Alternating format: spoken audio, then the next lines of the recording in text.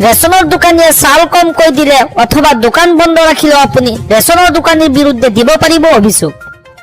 ইতিমধ্যে চৰকাৰে মুকলি কৰিছে বিহে নম্বৰ আৰু আপুনি ডায়েল কৰক 1800-345-3611। কেতিয়াবা ফোন নালাগিলে মেছেজ কৰক এই নম্বৰটোত। আৰু লগতে হেল্পলাইন নম্বৰটো হৈছে 1967, কল কৰি দিব পাৰিব অভিযোগ। এতিয়াৰে পৰা নিৰ্দেশ অমান্য কৰিলেই সুলভ মূল্যৰ দোকানী বিপদ অনিবাৰ্য হ'ব। আৰু লগতে অনিয়ম প্ৰমাণিত হ'লে জেললৈ যাব লাগিব ৰেচনৰ দোকানী। ৰেচন সংগ্ৰহ কৰিবলৈ EPOS দিব লাগিব ফিংগাৰ প্ৰিণ্ট। ৰাইজৰ সজাগতাৰ বাবে ৰেচনৰ দোকানীয়ে দোকানৰ সন্মুখত আনিব লাগিব ফলক। ৰেচনৰ দোকানীয়ে নিয়ম ভংগ কৰিলে দোকানীৰ বিৰুদ্ধে লোৱা হ'ব শাস্তিমূলক ব্যৱস্থা। ৰেচন কাৰ্ডৰ হিতাধিকাৰীসকলে EKYC নকৰাৰ গ্ৰাহকে নাপাব ৰেচনৰ চাউল। যদিহে আপুনি ৰেচন পোৱা নাই শীঘ্ৰেই কৰি লওক EKYC আপডেট।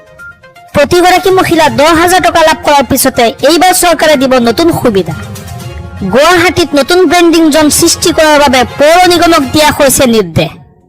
ব্ৰেণ্ডিং জ'নসমূহত মহিলাসকলক ব্যৱসায়ৰ বাবে দিয়া হ'ব নতুন সুবিধা। বৰ্তমান থকা ব্ৰেণ্ডিং জ'নত সন্দেহজনক লোকক খেদি পঠোৱা হ'ব গুৱাহাটীৰ পৰা।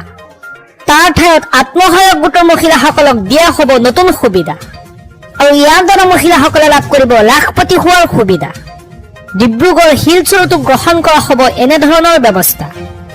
আত্মসহায়ক গোটৰ মহিলাসকলক লৈ মুখ্যমন্ত্ৰী ডক্টৰ হিমন্ত বিশ্ব শৰ্মাই এইদৰে ডাঙৰ ঘোষণা কৰিছে। প্ৰথমতে অৰুণোদয় আঁচনিৰ লাখ লাখ হিতাধিকাৰীয়ে শীঘ্ৰেই আপডেট কৰিব লাগিব KYC, কিয়নো KYC আপডেট নাথাকিলে আপোনাৰ একাউণ্টত নোসোমাব ধন। অৰুণোদয় আঁচনিৰ ধন নিয়মীয়াকৈ পাবলৈ বেংকৰ একাউণ্ট ঠিক হৈ থাকিব লাগিব আৰু ইয়াৰ লগতে অৰুণোদয়ৰ বাবে যিটো মোবাইল নম্বৰ দিছে সেই মোবাইল নম্বৰটো এক্টিভ কৰি ৰাখিব লাগিব। হঠাৎ কিবা কাৰণত যদি মোবাইলটো পৰিৱৰ্তন হয় চৰকাৰক জনাব লাগিব। এতিয়াৰে পৰা প্ৰত্যেক ব্লকত এজন অৰুণোদয়ৰ সহায়ক থাকিব।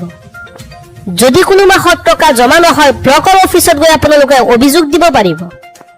তৃতীয়তে অৰুণোদয়ৰ ধন নাপালে অভিযোগ দিবৰ বাবে চৰকাৰে মুকলি কৰিব ফোন নম্বৰ আৰু সেই বিশেষ ফোন নম্বৰটো হৈছে 1800-202-6256।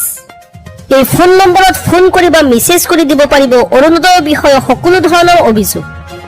অৰুণোদয়ৰ ধন নোপোৱা মহিলাসকলৰ বাবে চৰকাৰে মুকলি কৰিছে হেল্প ডেস্ক আৰু ফোন নম্বৰ। পুৱা 10 বজাৰ পৰা 6 বজালৈ ফোন কৰিব পাৰিব এই নম্বৰত। ৰাজ্যৰ বিত্ত বিভাগে মুকলি কৰিছে এই হেল্পলাইন নম্বৰ। আজি এইদৰে মুখ্যমন্ত্ৰী ডক্টৰ হিমন্ত বিশ্ব শৰ্মা ডাঙৰ ঘোষণা কৰিছে।